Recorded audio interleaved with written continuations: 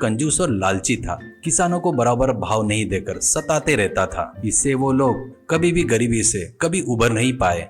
एक बार भोलाराम जगन्नाथ को अपनी फसल नहीं बेचने का निर्णय लेता है और फसल हाथ में आते ही पड़ोस के शहर में जाकर अपना धान बेचकर आए हुए पैसों से तगड़े मुर्गे खरीदता है और एक शिकारी को पैसे देकर 2 लोमड़ियां भी हासिल कर लेता है। उन दोनों में से एक को रूम में बांधकर दूसरे को संकल से बांधकर अपने साथ घुमाता है। जगन्नाथ एक दिन अपने एरिया से जाते रहता है तो भोलाराम मिलता है। तब भोलाराम, बाबूजी आपकी फसल तैयार है, आप जब बोलोगे तब आप ले जा सकते हो, ऐसे कहता है। तो जगन्नाथ, वो तो ठीक है रे, पर ऐसे लोमड़ी को पकड़कर क्यों घूम रहा है? वो भाग नहीं जाएगा क्या? भोलाराम, गया तो भी तुरंत वापिस घूम कर आएगा, ये मायावी लोमड़ी है, करके बताता है। और देखते क्या इसका जादू, कहते हुए भोलाराम उस लोमड़ी से कहता है, तू जाकर अच्छी मुर्गी लेकर आ, कहकर उसके गले की संकल खोलता है। संकल के खुलते ही वो बहुत तेजी से भागती है।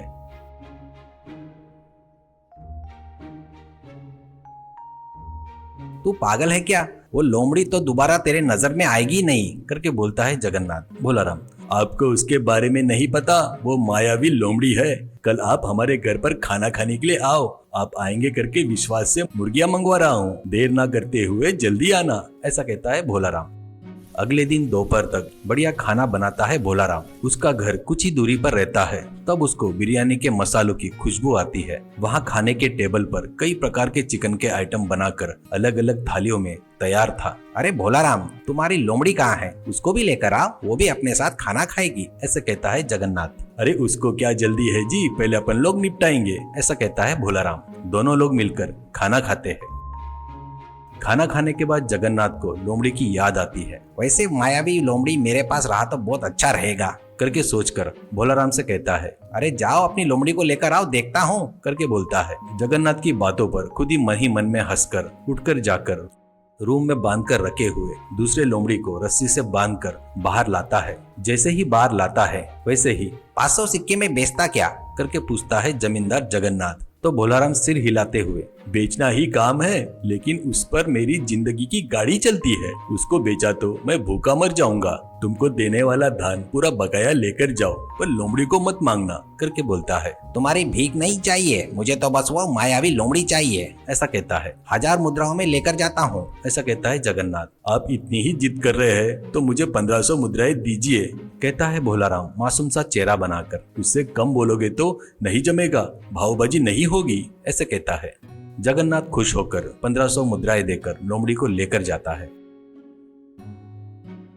घर जाकर जगन्नाथ अपनी पत्नी रुक्मिणी से, देख मैं एक मायावी लोमड़ी खरीद कर लाया हूँ, वो अच्छे अच्छे मुर्गे को चोरी कर कर लाकर देगी, ऐसा कहता है। मैं मर भी जाऊँ तो इस बात पर यकीन नहीं करूँगी, ऐसा कहती है रुक्मिणी। जमींदार जगन्नाथ भी भोलाराम के जैसे लोमड़ी को पकड़कर, जा रे, जाकर अच्छे मुर्गे पकड़ कर लेकर आ, करके बोलकर उसके गले की रस्सी खोल देता है। बस उसी क्षण वो भाग जाता है लोमड़ी।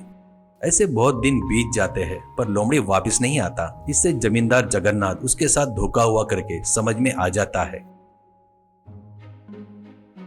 और अपने आदमियों को लेकर भोलाराम के घर जाता है और उसको पकड़कर बांधकर, मेरे से ही धोखा करता क्या रे नीच कमीने, मेरा पैसा मुझे वापस किया तो माफ कर दूंगा, ऐसा कहता है। वो तो कब का खर्च हो गया है जी, ऐसा कहता है भोलाराम। तो इसे लाठी से मरे तक मारो, करके बोलता है जगन्नाथ। एक व्यक्ति, अरे बाबूजी इसे मारकर गाड़ने के लिए नहीं जमेगा, इसको कल मार डालेंगे तो अच्छा रहेगा, ऐसे कहता है। वैसे ही करेंगे, सुबह तक ठंड से मरने दो इसे, ये पहने हुए कपड़े ही रखकर इसे धानी से बांध दो, ऐसे कहता है जगन्नाथ। तो भोलाराम को वो लोग धानी से बांधकर चले जाते हैं। कुछ देर बाद ठंड पड़ने लगती है। ठंड में भोलाराम की हालत बहुत खराब हो जाती है। वो ठंड से बचने के लिए धानी को घुमाने लगता है। वैसे करने से उसका शरीर गर्म होकर पसीना भी निकलने लगता है।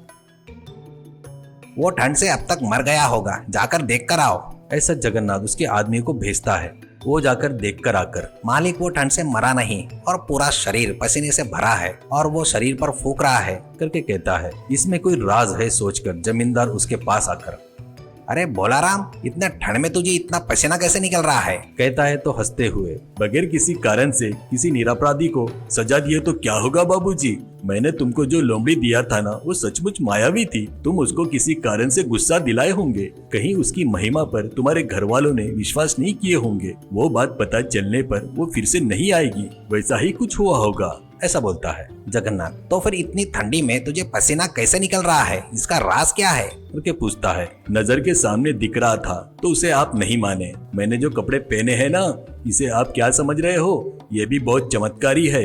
ये पहने तो ठंड में गर्मी लगती है और गर्मियों में पहनने से ठंड रहता है, करके बताता है भोलाराम। तो वो कपड़े को 500 मुद्रा में बेचता क्या? करके कहता है जमींदार। कृपया करके भावबाजी मत करो, ये हमारे दादाओं के जमाने से आ रहा है। मैं इसे किसी भी कीमत में नहीं बेचूंगा, ऐसा कहता है भोलाराम। वो मुझे चाहिए, बदले में 1000 मुद्रा ले ले, ऐसा कहता है जगन्नाथ। तुमको ये उतना पसंद आया तो इसके 2000 मुद्राएं दे दो। ये तुमको दे दिया तो मैं ठंड से मर जाऊंगा, ऐसा कहता है भोलाराम। जगन्नाथ उसको मांगे उतने पैसे देकर उससे वो शर्ट लेकर घर में जाकर धोकर सुखाता है। बाद में ठंडी में सिर्फ शर्ट पहनकर अपने ससुराल जाता है। वहाँ बहुत ठंड पड़ती है। वैसे उसको देखकर सभी हंसते हैं। भोलाराम ने उसको फिर से धोखा दिया करके उसको समझ में आ जाता है। इस बार भोलाराम के झांसे में नहीं आऊंगा करके और उसको मरवाऊंगा करके निर्णय लेता है। उसके आदमी फिर से भोलाराम को पकड़कर लाते हैं। इस बार जगन्नाथ उसको एक बोरे में बांधकर समुद्र के किनारे एक पहाड़ी पर ले जाता है। वहाँ पर एक पेड़ की डाल समुद्र के ऊपर थी। बोरे के उस डाल से बांध देते हैं। फिर जगन्नाथ चिल्लाकर, अरे उस डाल को काट दो, इससे छुटकारा मिल जाएगा, ऐसे कहता है। तो उसका नौकर कुछ देर तक उस डाल को काटकर, मालिक ये डाल बहुत मजबूत है, इसे काटने के लिए बहुत समय लगेगा, मुझे बहुत भूख लगी है, खाना खाकर आता हूँ फटाक से, ऐसा कहता है जगन्नाथ। मुझे भी भूख लगी है रे, ये कहाँ जाएगा, ले चल खाकर आएंगे, करके वहाँ से निकलते हैं। वो जाने के बाद भोलाराम, मुझे नीचे उतारो करके चिल्लाता है। इतने में जगन्नाथ के ससुर जी लाल किशन अपनी लड़की को देखने के लिए उधर से आ रहा था। वो आवाज सुनकर कौन है करके चिल्लाता है। भोलाराम उसकी आवाज पहचान लेता है। उसको कुबड़ है करके भोलाराम को पता भी था और कोई भगवान जैसा आया है सोचकर, नीचे उतारो बाबूजी, मेरा कुबड़ गया है करके बोलता है। लाल किशन, कुबड़ गया क्या?